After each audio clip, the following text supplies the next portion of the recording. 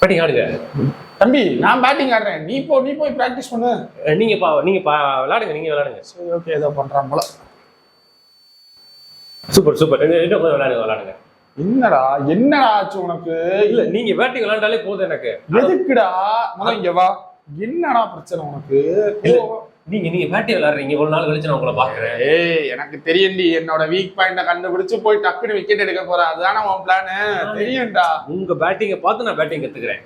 ஏன் பேட்டிங் பார்த்து நீ பேட்டிங் கத்துக்கிறியா? அங்கெல்லாம் சொல்லாதடா, ஏதாவது சொல்லிட போறாய்டா. போடா போய் பிராக்டிஸ் போடா. சரி பேட்டிங் பண்ணுங்க. சரி இந்தா. இல்ல நீங்க பண்ணுங்க, நான் பார்த்தாலே போதும் எனக்கு. கூட ஏதாவது சொல்லிட போறா. போடா.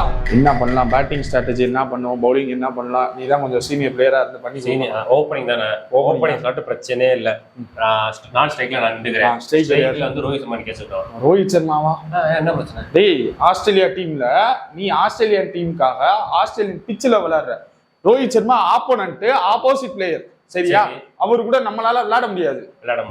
ஒன்னே ஒண்ணு பண்ணுவோம், அவருக்கு கேப்டன் இல்ல, அவரை நம்ம டீம்ல வர வச்சுட்டு நம்ம டீம்ல இருந்து ஒரு ஆள் அங்க அனுப்பிடுவோம். கரெக்டா வந்துடும். நீ பேசாம வீட்டுக்கு போயிரு. சரி நான் அவங்க டீம் போயிடுறேன். நீ வீட்டுக்கே போயிரு. இப்படி கிரிக்கெட் விளையாடினா போடா.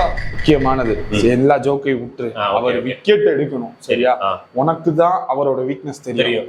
ஏன் கேளு, அவரை நீ தான் நல்லா க்ளோஸ் அப்ல நின்று பார்த்துருக்க. அவருக்கு எப்படி பால் போட்டா அவுட் ஆயிடுவாருன்னு மட்டும் சொல்லு போதும்.